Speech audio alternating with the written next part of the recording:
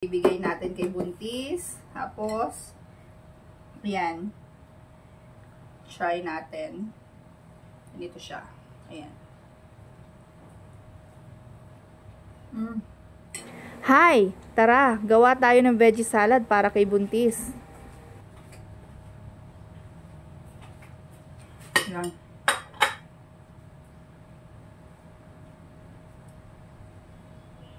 Mamait-mait yung lettuce. Pero okay lang.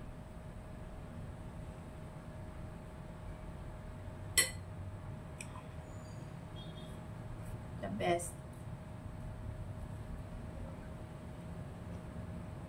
Ano ba ginagawa ng mga Koreano sa mukbang? Is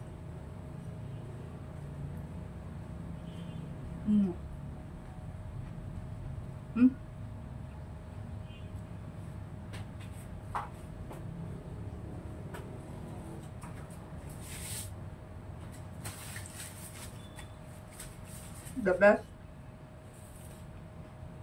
Lagi naman, siyempre, the best lahat. Sarap. Happy mangga.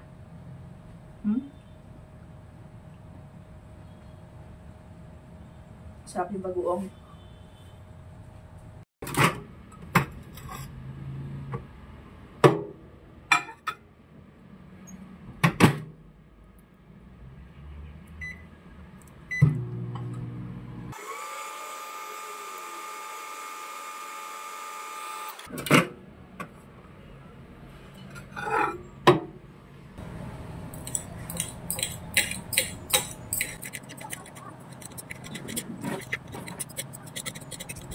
Bago mag-start, kain muna tayo. Indian mango.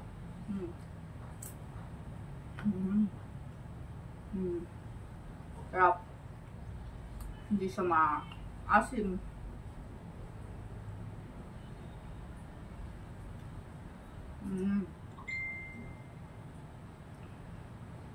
Best. Alamang. Minsan alamang tao dito. Ginisang bagoong, matamis, manamis-namis.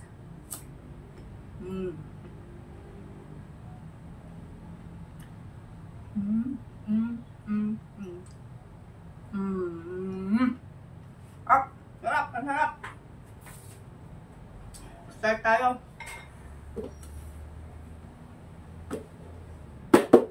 Request ito ng buntis. Actually, hindi siya nahihingi. Gusto ko lang siyang bigyan. Binigyan niya kami ng pambili ng ice cream ng mga inaanak niya. So, dyan ko ilalagay yung kanyang salad. Gloves tayo. Kasi nga, buntis. No.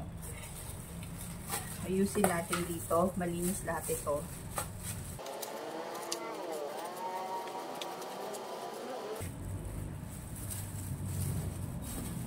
Sayang kasi yung ganito.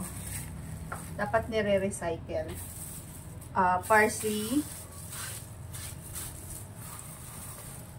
Tapos yung iceberg na lettuce.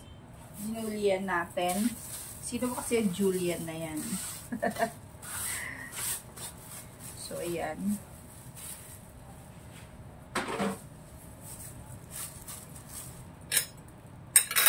Lagay na natin to.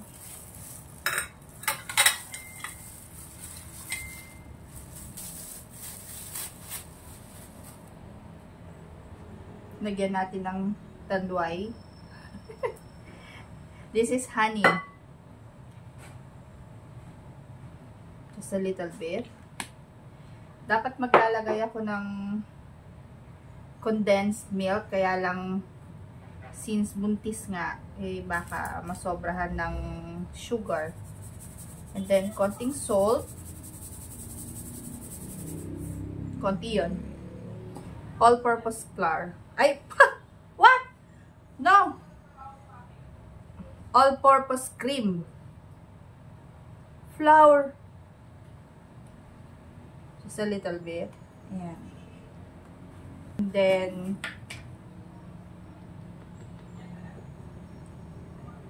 Parmesan cheese. Okay yun. The more, the merrier. Lagyan natin ng konting sesame oil.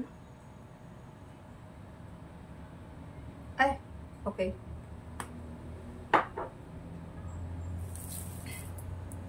And then, real mayo. Real mayo talaga usually yung ginagamit ko. Yung mura, mas mura kasi itong ang ingay ng mga sasakyan. Pasensya na. Real mayo ang ginagamit ko. Kasi hindi siya maasim, hindi siya matamis. Medyo maalat, may konting alat ito. Ang mga real mayo is, ang lasa niya is maalat. Hindi maalat, hindi ganun kaalat. Hindi lang katulad nung ibang klaseng mayo. Okay.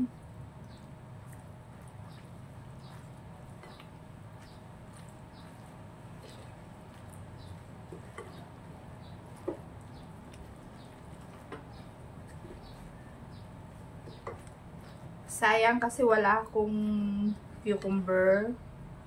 Wala akong cucumber. Ano pa ba yung wala? Yung yogurt. Yung Greek yogurt. Usually nilalagyan ko siya ng mango flavor na yogurt. Greek yogurt. Wala din akong manggang hinog. So, sakto lang siguro. Para less ang sugar. Ayan. Since ipapatong na, itutungtong na, ilalagay natin dito, kailangan siguro dagdagan natin ng cream.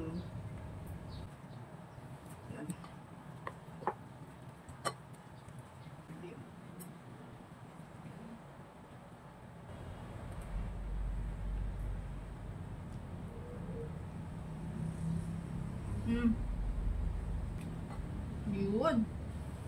The best.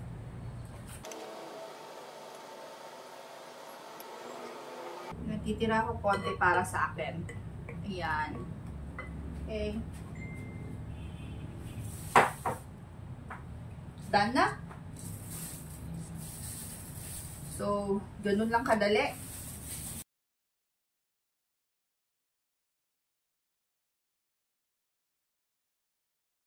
Mag-topping tayo ng konting cheese.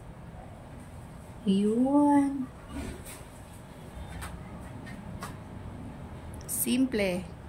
Napaka-simple. Ang daling gawin. Thanks for watching. Follow my Facebook account and subscribe to my YouTube channel. Please don't forget to share. Ta-ta!